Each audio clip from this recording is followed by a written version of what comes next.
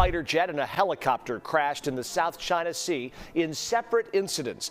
These photos show the type of aircraft that crashed, not the ones that actually crashed. 30 minutes later, a Super Hornet fighter crashed. Crew members from both aircraft were safely rescued. The crashes are under investigation tonight. According to the U.S. Pacific Fleet, one was a Seahawk helicopter that crashed around 2:45 this afternoon Chicago time. 2 U.S. Navy aircraft went down, then Chinese radar locks lit up the South China Sea. You clicked for answers.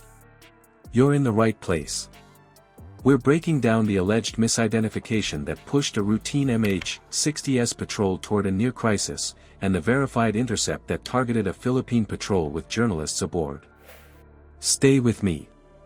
You'll see how warning flares, dead air on the radio, and a 200-foot pass near Scarborough Shoal form a pattern: pressure, provoke, deny, and why one emergency maneuver kept a near miss from becoming the most dangerous incident since 2001.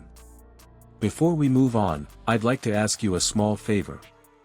If you appreciate this content, please take a second to like this video and subscribe to the channel. Over 98% of you watch the videos without subscribing.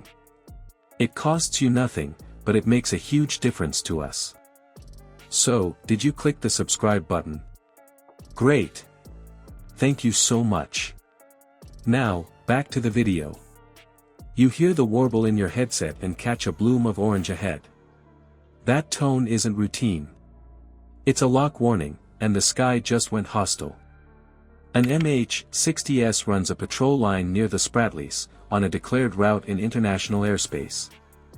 At the same moment its crew makes standard ID calls, Chinese fire control radars paint the hello and fighters rush in without a clear radio answer.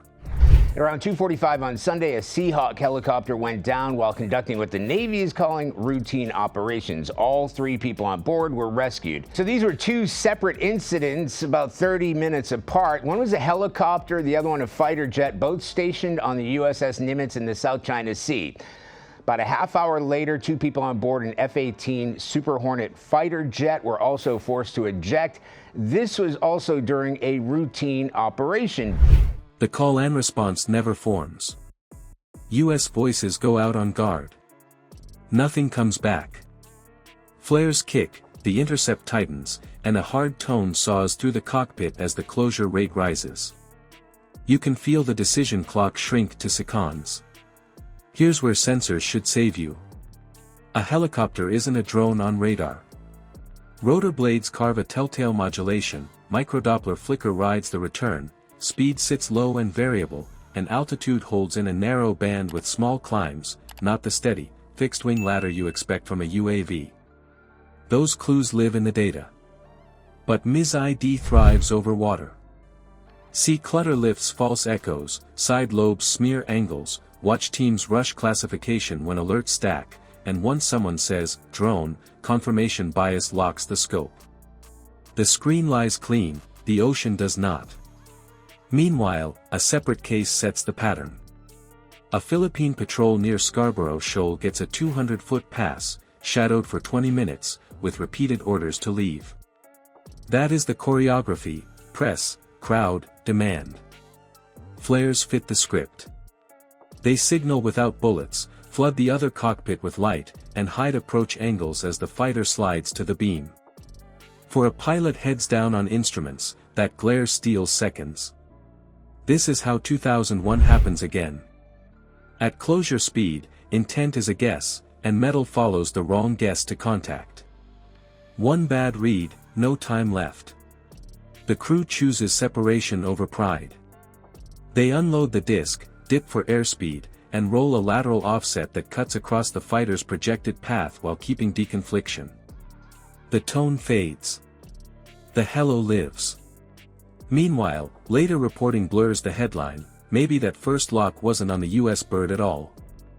The risk for rotary crews doesn't care. It remains brutal. What buys life in 5 seconds? You trade altitude for lateral space. You break the triangle before it closes. The Seahawk starts behind the power curve in a fight like this. Slow cruise. Big rotor disc that drags. Climb rate that can't match a fighter's pull. When comms die, a steady patrol turns into a knife fight with no blades. The Hello can't outrun or outclimb, so the only card left is geometry. The threat comes from High 6. Nose down, fast, flares slicing the air. Radio stays dead. Hold course and you invite a merge you can't control. Jink wrong and you look hostile to the interceptor. Every input counts.